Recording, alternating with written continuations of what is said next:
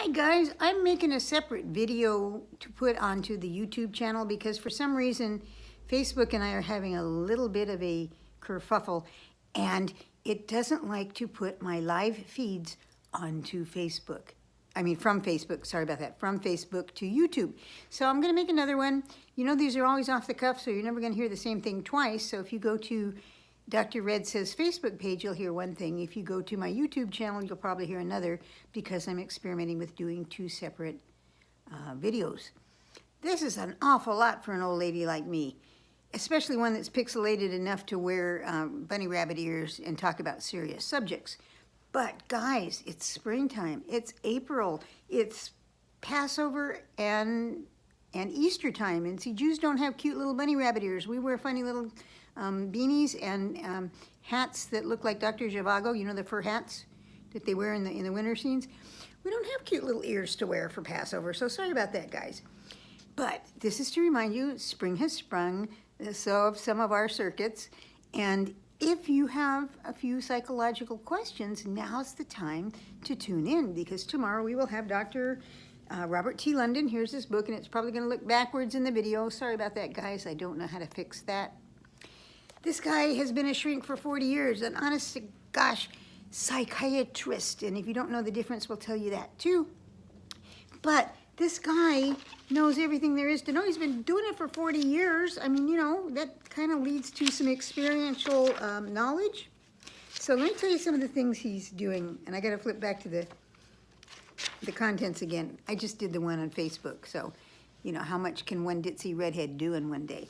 Okay, so he talks about being trapped in therapy, like you really do not have to do talk therapy the rest of your life. I don't think that his plan really cares whether or not I hated my mother. Seriously. So you can skip that part. Then he talks about pills.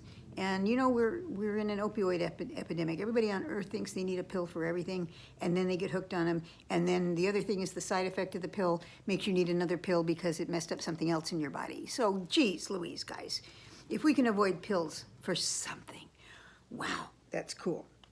Okay, fears and phobias. If you don't know the difference between a fear and a phobia, you can find out. We all have things we're afraid of. I used to be afraid of spiders.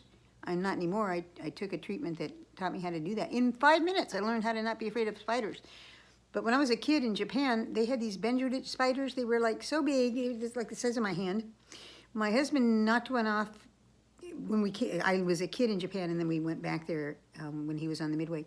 My husband knocked one off the ceiling once, and it fell into the toilet, but he just spread his legs out, and he wouldn't get flushed. That's how big these guys are. They're scary.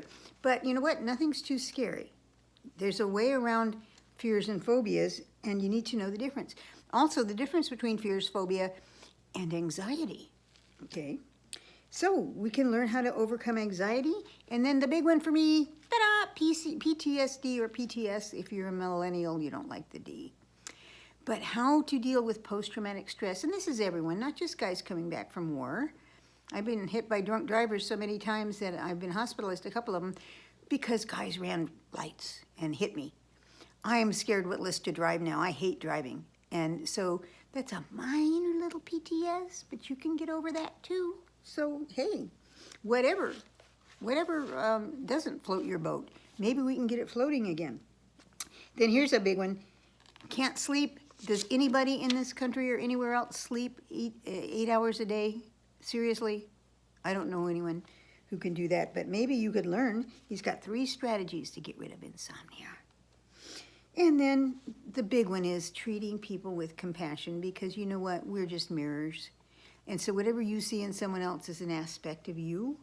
It's like whenever we talk about the homeless, because my life is to get homeless veterans off the street, they are 1 paycheck away from you. What would happen if you got disabled or your husband got disabled and couldn't work? We don't have big stores of money to just play with.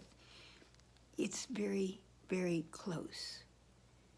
The connection between people that we think are doing really well and people that we think are, what's the matter with them?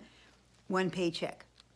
So he's reminding us to treat everyone with compassion, and I would love you all to do that. I would also love you all to tune in tomorrow.